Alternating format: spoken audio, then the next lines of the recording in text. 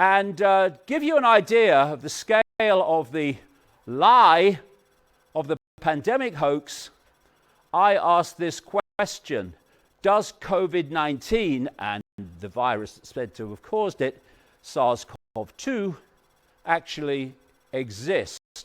Now, I ask it as a question. I openly say the answer to that is no. But let's just look at the evidence now. And at the very least, the question deserves to be asked. How? What? Ethel, that Icke, he's absolutely lost it now. I thought he'd lost it before, but what now? How could they do that? How could they get a world to believe in something that's not there? Well, two things basically. A fake test that's not testing for the virus, but every time it tests and gets a positive that's not the virus, that's a case of the virus. And fake death certificates where systematically COVID-19 goes on death certificates almost no matter what. A COVID-19, it is possible to die of, literally, it's happened after being hit by a bus. I'll come into all this as we go along. If you have a real deadly virus, then what happens is people get it and doctors diagnose it. Right? Simple. I mean, you have to test for a deadly virus, wouldn't it be obvious? So, if you've got a real deadly virus, why were the rules changed in America, for instance, the payments to hospitals when this kicked off, whereby hospitals are paid $4,600 if they diagnose someone with regular pneumonia, but if with the same symptoms they say it's COVID-19 pneumonia, they get paid $13,000 for every patient. And if they put a COVID-19 designated patient on a ventilator, they get paid $39,000. Why would you need to do that? Unless. Now, what's been happening through this hierarchical system of top-down dictatorship in the medical professions of different countries is those at the top have been telling the medical profession, some of them courageous people, have come out and put their careers at risk by saying so. They've been telling them to put COVID-19 on death certificates all over the place. And to accept that a case is a case just because it's tested positive with a test not testing for the virus. So here's the question: why coronavirus? Why did they pick coronavirus for this? You will remember that this Event 201, the Gates Foundation simulation, just a few weeks before it kicked off for real, was about a coronavirus pandemic. Back in March, I received an email written by a United States medical scientist, and in this email, in March, he called the whole thing that's happened since. And this is what he said about why they chose a coronavirus. If you want to create a totally false panic about a totally false pandemic, pick a coronavirus. They are incredibly common and there's tons of them.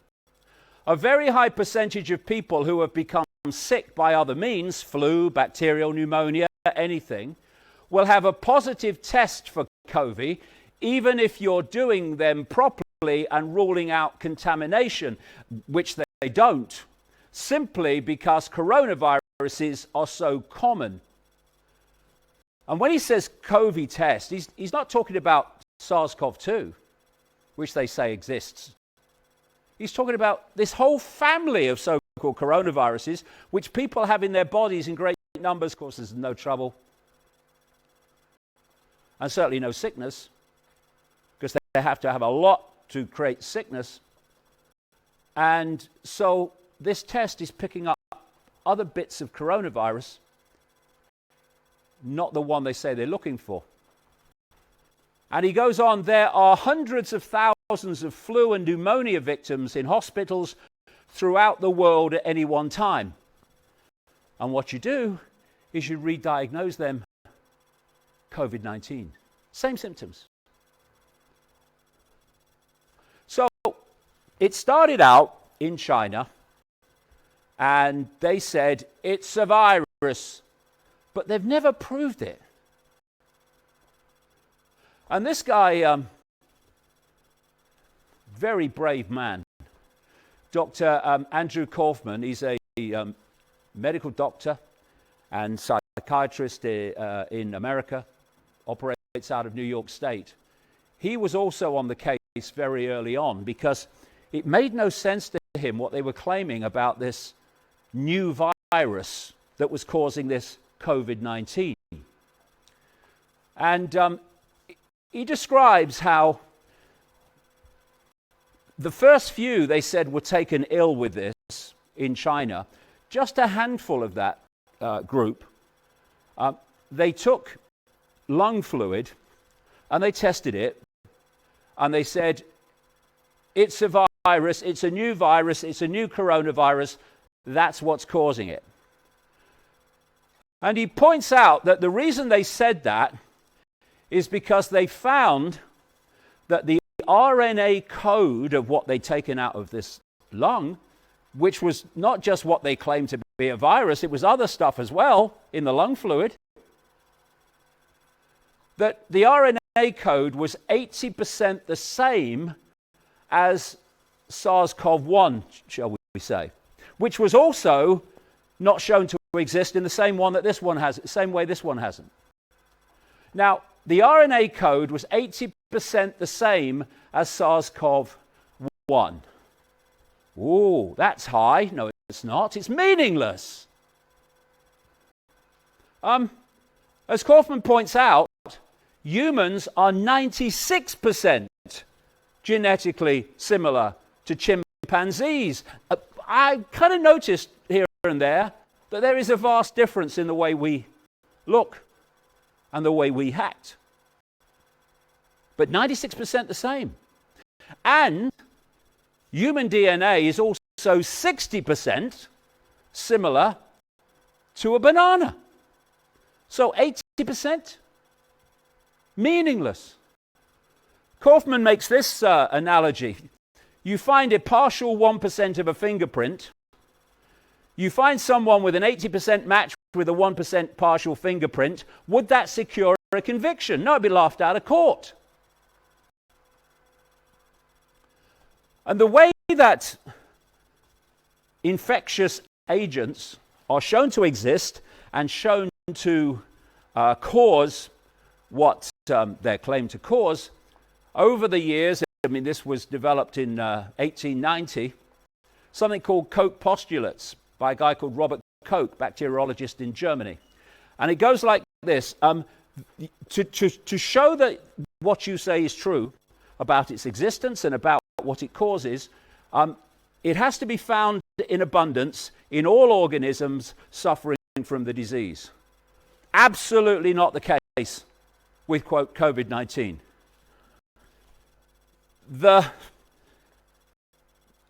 What you say is causing the disease, in this case a virus, has to be isolated and grown in what they call pure culture, isolated and purified, so only that exists and no other genetic material to contaminate the example. That when you put it into what he calls a healthy specimen, the disease follows. And when you re-isolate from the inoculated, diseased, experimental, healthy specimen, then that is identified again as being identical to the original pathogen. Then you can say there's a pretty good chance that this exists and this is causing this. Not one of those Koch postulates has been done in relation to SARS-CoV-2, the alleged cause of COVID-19. And this is a Freedom of Information Act response from the Department of Health in Britain to someone who questioned them and asked them, and this has happened with many other authorities around the world, the answer has always been the same, to produce the documentation to show the studies that have proved this virus exists and cause what it says it's causing. Talks about Koch postulates and all of that. And the Department of Health response said, we don't have that document. We don't have those documents. That's been the response from everywhere, every country it's been asked. But they did say one other thing, that the nature of viruses, whereby they can only grow on other genetic material, means you can't isolate them. You can't put them through Koch postulates to show the evidence of what you claim. So it's never been done. And then there's this guy, Thomas Milton Rivers, Rockefeller employee, so-called father of virology, Rockefeller employee, big red flashing lights and red flags blowing in the wind. He said, it's obvious that Koch's postulates have not been satisfied in viral diseases. And this is a lovely line. It's not obligatory to demonstrate the presence of a virus in every case of a disease produced by it. Now, what Rivers did was produce a criteria for proving that a virus exists and that it's causing what you say it's causing, new criteria that were much less stringent than Koch postulates. They have never been done either in relation to SARS-CoV-2. How can you test for and produce a vaccine for a virus you have never isolated and purified, and thus, in effect, shown to exist?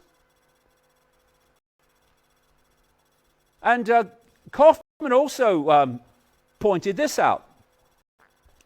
There is a response of the immune system which releases something called exosomes from the cells when cells are poisoned. It's no surprise that the word virus actually comes from the Latin meaning poison.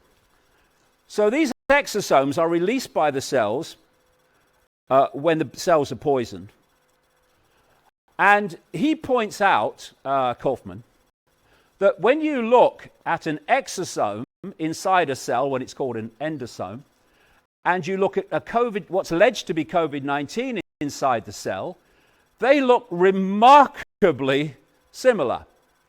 And he adds this: between exosomes, a natural response of the immune system, and what they call COVID-19, diameter inside of the cell, same. Diameter outside the cell, same. Receptor on the cell that they lock into, ACE2, the same. Both contain RNA, and both are found in lung fluid, which is what was taken from the original people that fell ill in Wuhan. This is HIV researcher James Hildreth, MD, President and Chief Executive Officer of the Meharry Medical College at St. Johns Hopkins University. The virus is fully an exosome in every sense of the word. So what is this COVID-19 really? And these are Kaufman's conclusions, that respiratory and other illness produce exosomes because they poison the cells. So does electromagnetic fields, by the way. An immune system response that closely resemble what they call COVID-19.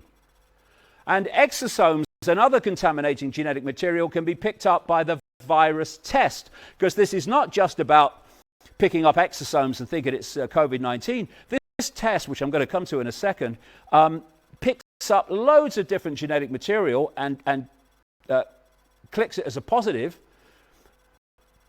even though it's nothing to do with making anyone ill and nothing to do with SARS-CoV-2. Exosomes, Kaufman says, are not the cause of illness. They are a response to toxins in the cells caused by poisoning. So here's a question worth asking. Why have a make-believe virus? Why not have a real one? Well, first of all, if you release a real deadly virus over a very large area, you're going to take out a lot of people you don't want taken out, because you may be a tight-knit inner core, but you need loads and loads of people within the structure of society to play out and impose your agenda, and there's a lot of them you don't want to take out. And also, when you've done it, you've lost control of it. It goes where it goes. It does what it does. You've got no control anymore. And I'll tell you, from studying these people over 30 years, they absolutely go spare, hysterical, when they're not in control. And the other thing is, when you're making it up, you can make it do whatever you like. You're not restricted to the real symptoms of a real infectious agent. It can be anything you say. And you can claim it's communicated between people in any way you say, because you've got a blank sheet of paper. And you notice the symptoms keep going up, the ways it's passed on keep going up. That's what you can do. And then there's the question, do any viruses cause disease? This is a question, staggering as it may sound, that more and more people in the medical profession are starting to ask. This is a book that was recommended to me by a number of medical professionals in the last few months. What Really Makes You Ill? Why Everything You Thought You Knew About Disease is Wrong, by Dawn Lester and David Parker. And this is one of the quotes about the virus story. The official definition of a virus also claims that viruses are the causes of many diseases, as if this has been definitively proved. But this is not the case. There is no original scientific evidence that definitively demonstrates that any virus is the cause of any disease. None of the existing documents provides proof that supports the claim that viruses are pathogens. And I'm reading this book at the moment. It's superb. Virus Mania. It's by a German doctor. He takes the official COVID-19 story apart, and as I'm going to shortly, completely takes apart the test, supposedly testing for the virus. Recommended. So, China was the blueprint that the West was planned to follow. And so, it started out in China. They started diagnosing COVID-19 by symptoms and then a test. And the symptoms were flu-like symptoms. Well, flu-like symptoms have got endless potential causes, but they're flu-like symptoms. And even more so, flu-like symptoms in Wuhan. This is a picture of Wuhan. What's that song? I can see clearly now the rain has gone. In Wuhan's case, it's I can see clearly now the dense fog of toxic shite has gone. It is globally one of the most notoriously toxic air atmospheres of any city in the world. Thus, respiratory disease is rampant. And it's COVID-19 because they've got flu-like symptoms. This is what the medical scientist, the American medical scientist said. Like I say, in March, he called the whole freaking thing in this email.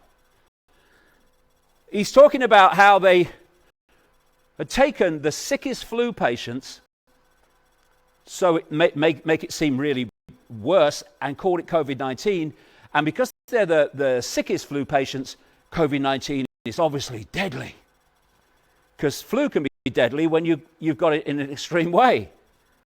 So he said, since you already selected the sickest flu cases, a fairly high proportion of your sample will go on to die. You can then say this new virus has a case fatality rate higher than the flu, and use this to infuse more concern and do more tests, which will, of course, produce more cases, which expands the testing, which produces yet more cases, and so on and so on. Before long, you have your pandemic, and all you have done is use a simple test kit trick to convert the worst flu and pneumonia cases into something new that doesn't actually exist. And look at this. Started in China, and you had this headline, "Spread of deadly coronavirus. Mac reveals killer bug spread." Look at the numbers when they blasted that headline. USA, 1 case, 16 under observation.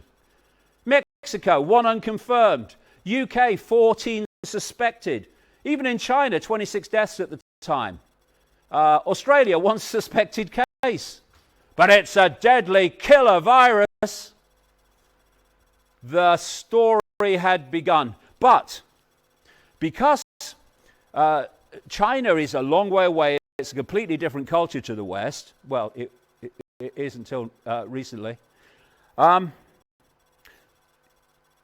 It's still in the public mind a long way away in China, isn't it?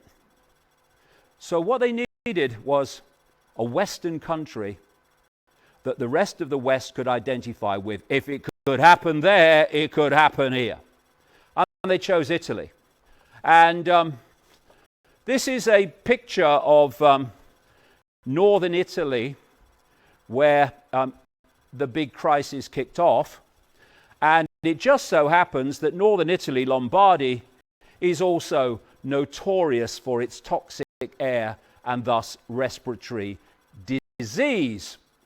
And after the big furore and the big, everyone must be terrified, look what's happening in Italy, it was then announced by the Italian authorities that 99% of those who died from the, quote, virus, or were said to have done on their death certificate, had other illness, what they call comorbidities, other reasons to die. And this is the Italian authorities saying, after the die again had been cast with all what was said to have happened in Italy, they found no clear COVID-19 cause of death in 88% of deaths attributed to COVID-19. Professor Walter Ricciardi, scientific advisor to Italy's health minister, said, "The way in which we code deaths in our country is very generous in the sense that all the people who die in hospitals with the coronavirus, they've tested positive with a test not testing for it, are deemed to be dying of the coronavirus. On re-evaluation by the National Institute of Health, only 12% of death certificates have shown a direct causality from coronavirus." And I would absolutely big time question them for reasons I'll come to as well. Then you've got the Centers for Disease Control and Prevention in America. Very recently, they have come out and said that less than 60% of the alleged 150,000 deaths attributed to COVID-19 were people who didn't have clear other reasons to die, other comorbidities. For the death certificate switch diagnosis, in other words. But never mind the idea is that we must be terrified, because when we're terrified, we'll do what the authorities say. So, this tsunami has overwhelmed us. Doctors reveal the horrors of Italian hospitals where coronavirus war has exploded and dying patients have to be left untreated as medics work day and night, while experts warn UK and US public are not scared enough. You'll see that scaring us was systematic from within government. I'll come to that as we go along. I'm an NHS doctor treating coronavirus. You have no idea how bad things could get. This was all in the build-up to lockdown. So, it started moving into the West from China as they blew up their plastic ducks to go on the swimming pool, as they are now. And what happened when it came to the West? It was diagnosed by symptoms and by a test. Flu-like symptoms and a test not testing for the virus. Testing for genetic material, but not the full code of COVID, SARS-CoV-2 brackets COVID-19. So let's come to that now. You know, as I stand here, they're talking about relocking down Britain and other countries around the world, not because of loads and loads of deaths they attribute to this virus in these summer months up to now, but because of cases. And the cases are being declared from people testing for a virus that the test isn't testing for. The test inventor, a man called Kerry Mullis, it's called the RT-PCR test. This is what the inventor of the test said. The PCR test cannot accurately test for infectious diseases. Test cannot detect free infectious viruses. What are they using it for? Exactly that. Why? Because they know the more cases they can conjure, abracadabra, the more they can say we have to have more draconian fascism because of the cases. This is what it says on the PCR test distributed by the drug company Roche. Not intended for use as an aid in the diagnosis of coronavirus infection, for research use only, not for use in diagnostic procedures. What? Lives being destroyed, lives being ended on this bullshit, and they know it's bullshit. And when this is over and we get control of our world back, these people must go before a Nuremberg type trial for crimes against humanity. Another PCR test maker, Creative Diagnostics, for research purposes only, not for diagnostic procedures or for use in them. And as was mentioned in that book, Virus Mania, these tests suddenly came on the market en masse at exactly the time that they were going to be used. We had a whooping cough epidemic in 2006 that turned out to be fake. Why did they say it was an epidemic? Because they used the PCR test in the same way. Now, here's a frickin' scam. Bloody hell, I won't run out of them tonight, I'll tell you. There's so many. What this PCR test, the polymerase chain reaction test, does is it tests for genetic material, genetic sequences. And what it does, it takes a tiny, tiny amount in the sample, and then it amplifies it, basically blows it up to keep it simple. And the more it amplifies it, the more of the genetic content is picked up by the test. And so all the other shite that's in and stuff that's in the sample gets blown up as well, and the test starts picking it up. It will pick up other coronaviruses, like the medical scientist said. It will pick up endless things that are in the body as a matter of course. And as one doctor said, if you amplify the test enough, in the end, everyone will test positive. So the amplification, how many times you amplify the test, dictates how many positive cases you get or test positives you get. Big important point. Now, the National Health Service have produced a document, which I saw, which says that the tests in Britain, and other countries are doing similar sizes as well, not all of them, but some. In Britain, they are amplifying the PCR test for this virus 45 times. That is insane. And it's going to give you an enormous amount, even if there was a virus, of fake positives. And these are the fake positives that are being used to lock down Britain and other countries around the world.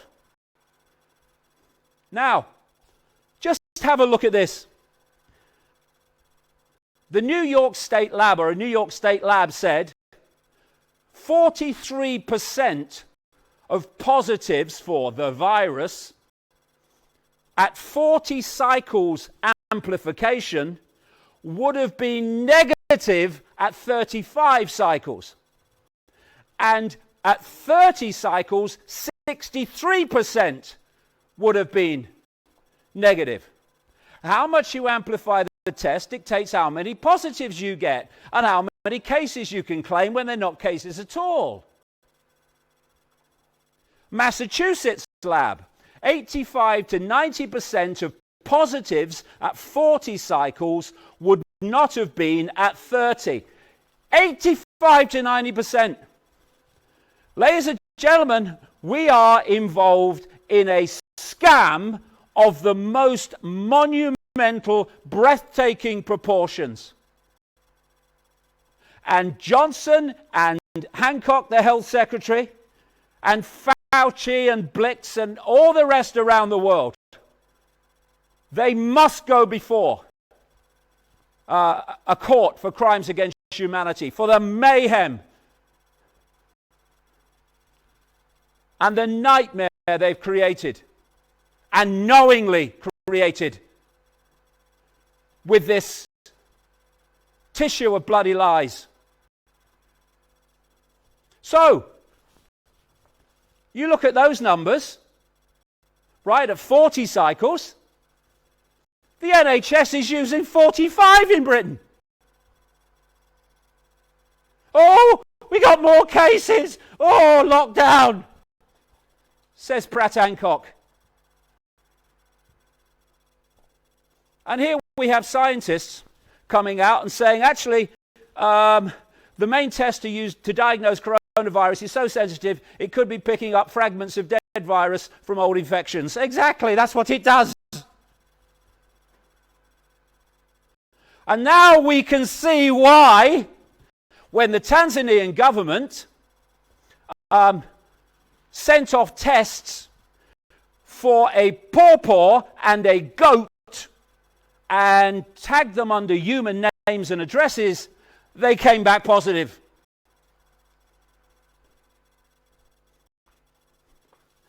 And the PCR test does not measure the quantity of a virus, what they call viral load. And thus, as this US medical scientist said, PCR does not test viral load and therefore can't determine if a virus is present in sufficient quantities to sicken you. If you feel sick and get a PCR test, any random virus might be identified, even if they aren't at all involved in your sickness, which leads to false diagnosis. Why does 85% plus of people who test positive for the virus have no symptoms, because there's nothing fricking wrong with them. Oh, isolate for 14 days. How do the tests for coronaviruses work? They bloody don't. And that is how we got here. German physician Dr. Klaus Kohlin, I don't believe it's a new virus, it's just a new test. Exactly. Hamburg doctor Mark Fidicki, you could turn a man falling down the stairs into a virus victim, it's a kind of magic. Oh, Freddie's back.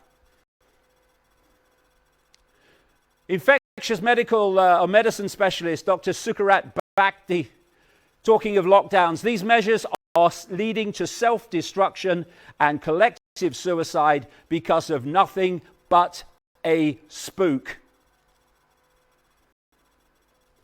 And this is why Mr. Crooked, Tedros, and people like Hancock in this country and his like around the world have said, what we've got to do is test. The way to respond to this crisis is test, because they know that the more they test, the more this test, not testing for the virus, is going to give them fake positives, and the more it does, the more they can justify draconian fascistic impositions. So in Britain, we've had these videos on television and radio advertisements showing you pictures and describing pictures, but in the videos showing you pictures of football games with the crowds back, of big, massive rock concerts with the crowds back, and people in pubs having a good time, and all these things.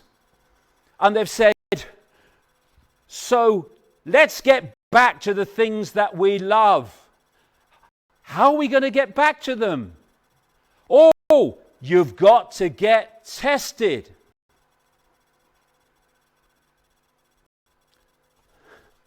This is the scam. Massively increase the number of tests with a test not testing for the virus. Know that you will get lots more cases from the test not testing for the virus. Claim that all these new cases mean that you have to impose further fascist laws on the population. You look, we've got all these new cases. Yes, because you've massively increased your bloody testing. And their answer to this, the British government, it will be the same around the world, it's globally organized and coordinated, is daily testing. The brain of the universe, that is Boris Johnson, says he's introducing Operation Moonshot, cost 100 billion, to daily test for COVID. And these are leaked documents published by the British Medical Journal. This is what they plan, and this is planned for the world. The plan then states that there would be full rollout in early 2021 to 10 million tests a day to enable people to return to and maintain normal life. Oh yeah, getting tested every day is normal life. At this stage, weekly testing would be made available progressively to the whole population to allow people to go to high-risk events by using a digital passport. So you do what we say, otherwise you can't go anywhere. To show they have tested negative for the virus.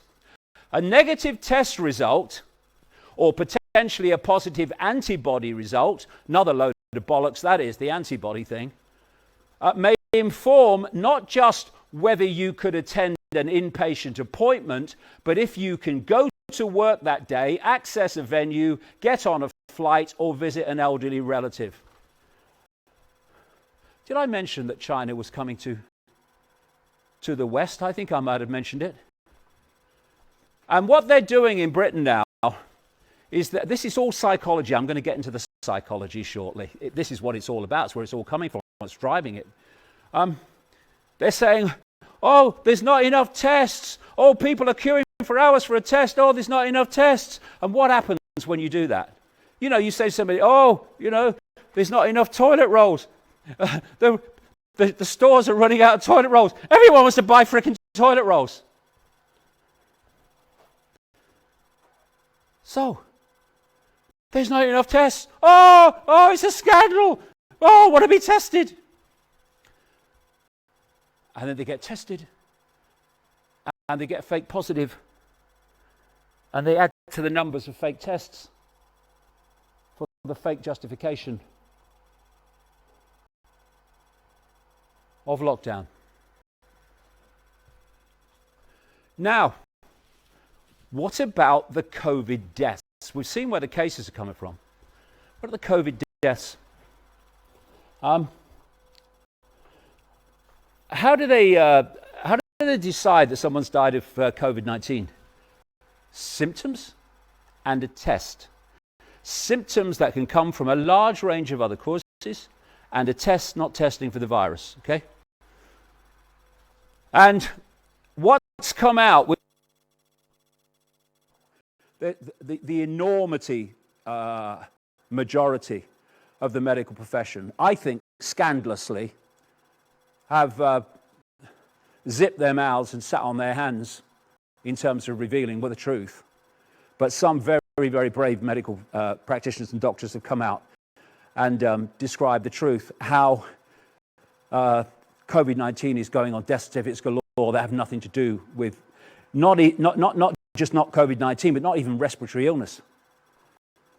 This is Dr. Malcolm Kendrick. He's works for the National Health Service in England. He said, I do know that other doctors put down COVID-19 on anyone who died from early March onwards.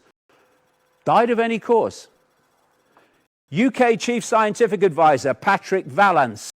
COVID on the death certificate doesn't mean COVID was the cause of death.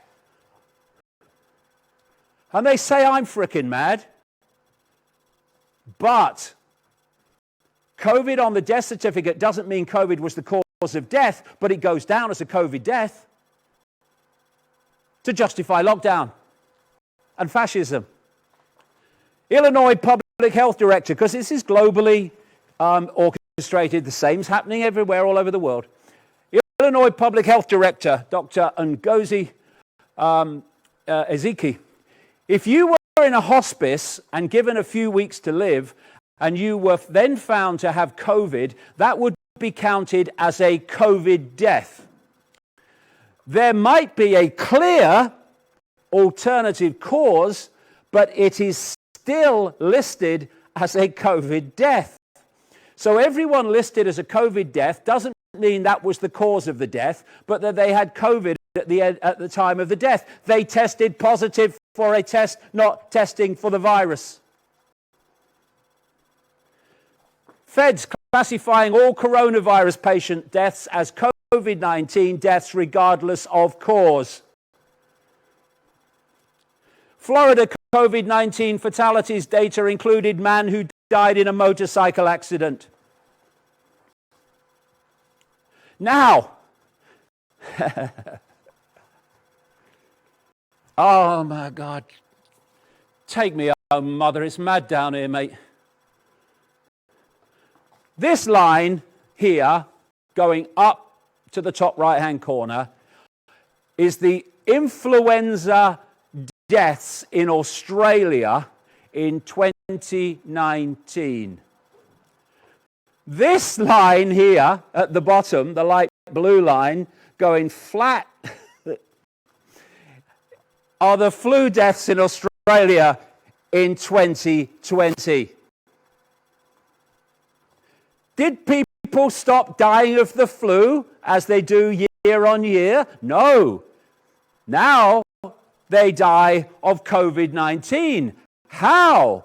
Because the doctors put it on their death certificate when they've died of flu. For the first time in 36 years, there will be no flu season in South Africa. I saw this about maybe 2-3 weeks ago. Do you know, in the province of South Africa, which contains Johannesburg, the biggest city, and the capital Pretoria, at the point I read the article, there had been one flu case in that province. But South Africa hits 500,000 confirmed COVID cases, still not a peak.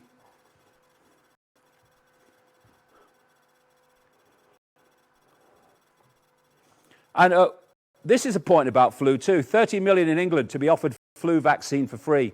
There's no way that they've not come out with this massive flu vaccine campaign just before the winter, when they're going to go hysterical and everything that moves is going to be COVID-19. Every snotty nose, every cough, COVID-19. There's no way that they're bringing in this massive flu vaccine operation. And it's happening in other countries too. And that's not connected to this script. Absolutely not. By the way, I've just kind of coined a new definition of insanity. Having the Gates vaccine. Should be in the dictionaries, that. And having the flu vaccine given free by the government. There's another one. Now, we're told that, and the figures claim that old people are the ones almost entirely affected by this COVID-19. And young people virtually not at all, although they are going to try and move it and give the impression that the young are starting to get affected, because it's already started. But it kills the old but not the young. Why is that? Well, what about young people? How are young people different from very old people? Well, in many ways, but what's the key way? Young people don't die in even close to the same numbers as old people, and they very rarely die from respiratory disease. Old people die from that and many other causes all the time, every day. So if you are in a scam where you are creating the illusion of a deadly virus by redesignating deaths from other causes as COVID-19, you ain't going to have a lot of potential with the young. There's not enough of them dying. Old people, where do you want to start? And therefore, old people appear to be dying in vast numbers comparatively to the young, because they have endless other ways of dying, and they're dying from those all the time. And the redesignation just is a doddle. And all these figures from the fake tests and the death certificates are being compiled by the Johns Hopkins operation in America that took part with Gates and the World Economic Forum in that pandemic simulation just before it kicked off for real. So, how do you make COVID go away? You stop having tests with a test not testing for the virus, and you stop fixing the death certificates. Just do those two things. Try it for a week, and you'll see it disappear. And like I say, there's this pyramid hierarchy in the medical profession, yes. But I would say to the medical profession that hasn't spoken out, I do understand why you haven't, because of the pressure on you not to. But the lies that are being perpetrated and going unchallenged by so many in the medical profession because they're frightened of speaking out, it's visiting fascism on the world. It's visiting a lifelong state of fascism on your kids and grandkids. Come on. There are some things more important than careers. And if people only did it en masse, they think they're going to sack every doctor and every nurse? Of course not. They'll pick off the brave ones who come out that they have. Big respect. But if people did it en masse, they couldn't. See here, NHS forbidden from speaking out publicly about coronavirus because they got to hide the truth. And in the medical profession, it's the same sequence. Imposition, acquiescence, that allows the few to dictate to the many. And these brave doctors that have come out, like these in Washington, they're silenced when they come out and challenge the official story from their own frontline experience. America's frontline doctors, misleading COVID-19 video goes viral, but removed by social media giants owned by the cult. These doctors in California came out and challenged the lockdown, saying the figures just don't justify it. 5 million people watched the video until this video has been removed for violating YouTube's community guidelines. This is a doctor or a respiratory therapist, to be accurate, who came out, made a video, saying that the story the public were being told is nothing like actually what's happening in the hospital. And he pointed out these. You see these machines behind him with the covers on? He said, and other doctors have all confirmed this to me, that when you start to have respiratory distress, from whatever cause it is, between that and a ventilator, which is very dangerous, it's a last resort, it can kill you, there are a series of things that you have before the ventilator to help you breathing. He said that what has happened, and that's why these machines are behind him with covers on, is that once this kicked off, they were told, the medical profession, and this is his words, instead of going through this sequence that they would normally go through, this is his words, we were told to let the patient crash and put them straight on a ventilator. You know why? Every time they did, $39,000.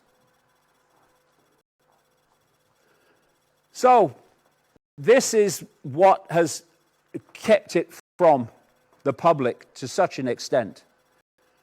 Censorship of anything that challenges and exposes the official mendacity. And these people, like Brin Page at Google, Wojcicki, who deleted me from YouTube, the little boy in short trousers and a t-shirt, Zuckerberg, they too need to go on trial for crimes against humanity because they are facilitators of fascism. And where you weren't being censored in terms of the information received through the internet and the media, there was security in the hospitals because they didn't want you to know a simple thing. The war zone hospitals were empty. So everywhere there was security. You weren't allowed in. Kids were dying without their parents because they weren't allowed in because of COVID. Not dying of COVID, by the way, dying of other causes. And yet, we were being told by the media that NHS hospitals were likened to war zones as doctors prepare to make grim decisions. Couldn't check it out. Security on the doors. But some people got in. This is a German journalist, went into a major hospital, the height of the crisis. What did he find? It was empty. These pictures were taken by a man who was sentenced to jail in England for walking around an empty hospital when we was told they were war zones and taking these pictures to show it was empty. Nothing going on. This is a major hospital said to be at the center of the crisis in New York. When citizen journalists went in, it was empty, and similar videos were coming from all parts of the world. This is a nurse on a 0-hour contract in a Bristol hospital saying that she was laid off The whole wards were closed. Whole floors of hospitals in America were closed because they were empty. They weren't treating anybody on a fraction of the scale that had gone before. And this was another one. Even this, though this was going on, because it's all a mind game, the British government said, we've got to open these Nightingale hospitals. These were converted conference centres and stuff with like thousands of beds. Because, the crisis is coming. Conditions at coronavirus hospital, NHS Nightingale, as tough as a conflict zone. Empty NHS Nightingale Hospital at Excel Centre could be closed within days, having treated virtually nobody. Temporary morgues being set up across the UK amid rising COVID-19 deaths. Same in country after country. Please, temporary mortuary in Manchester is closing, having seen virtually nobody. It's all a mind game. And here we have a picture of a hospital in Italy used by CBS in America as a hospital in New York. And here we have a Channel 4 report on the COVID state of war in the hospitals, including this guy, who is actually a dummy. They call a mannequin. And this bloke is just practicing on him. But no, he died of COVID. And this just shows you how deep this mind game has gone. This is an NHS consultant in England. And he's not the only one to say this. A number of people have said this. The hospital trust has been, where he works, has been running empty ambulances during the lockdown and is still doing it now. By this I mean ambulances are driving around with their emergency sirens, lights, with no job to go to. This, I believe, has been to give the impression to the public that there is more demand for ambulances than there actually is. And this has come from other people in the medical profession, and it's come from people who live near ambulance centres. And there's one who was seeing an ambulance going out around the same time every day with the sirens blaring and going around and then coming back pretty soon and going in. And so one day they decided to follow them because it was pretty much a standard time, and they followed them. And it went all the way round the houses with the lights blaring, and then went back to where it came from without stopping. And by the way, any ambulance people who did that, you're going to have to look your kids and grandkids in the face, because this is all adding to the fear that's created this madness, that's created this fascism. But we had to believe they were war zones. So we had Global Citizen and the World Health Organization, both funded by Bill Gates, running this one world together at home, celebrating the overwhelmed medical profession because of coronavirus. Thank you, carers. The ubiquitous rainbow colors. Every week, people stood outside their homes in Britain clapping the National Health Service because of the war zone conditions, and the hospitals were empty. That is the scale of the scam that's gone on. And we stay at work for you, you stay at home for us. The hospitals were empty, and you know it, and I'm afraid you are going to have to look yourself in the mirror as well for helping to create the illusion that's helped to create the fascism. And then we had, in the war zone hospitals, the emergence, more and more, of dancing videos by nurses and medical staff in hospitals around the world. One after the other. There you go, social distancing, social distancing. social distancing. Where was the media? If members of the public and journalists in the alternative media arena could uncover this stuff in real time when it was happening, why can't the mainstream media? Why couldn't it? Because it's owned by that which is ultimately driving it. And so it would be career suicide to do anything other than perpetuate the official narrative without question. And by the way, I'm not having a go at the medical profession in general. There's some wonderful people in that profession, and there's some very dedicated people, and my God, there's some courageous people. They've shown themselves to be so in the last few months. But they're not all like that.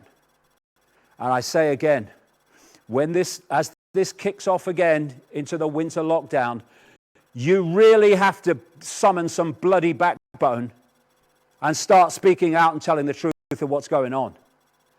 Because your kids and grandkids are going to have to take the consequences if you don't. So,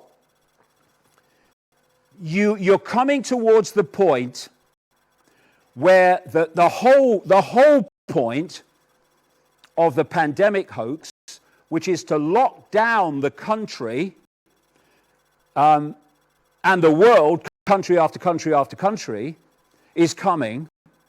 It's in the script to come here, but you don't have the death numbers to justify it.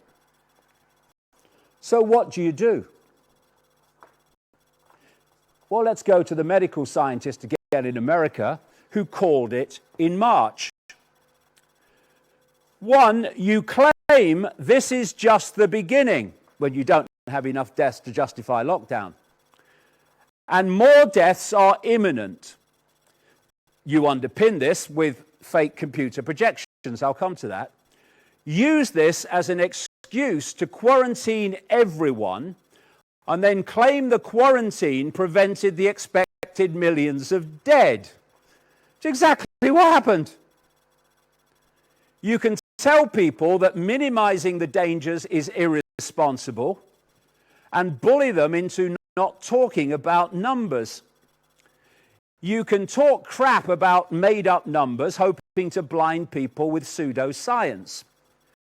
You can then start testing well people who, of course, will also likely have shreds of coronavirus in them from the whole family of coronaviruses, and thus inflate your case figures with asymptomatic carriers. And here's a key point.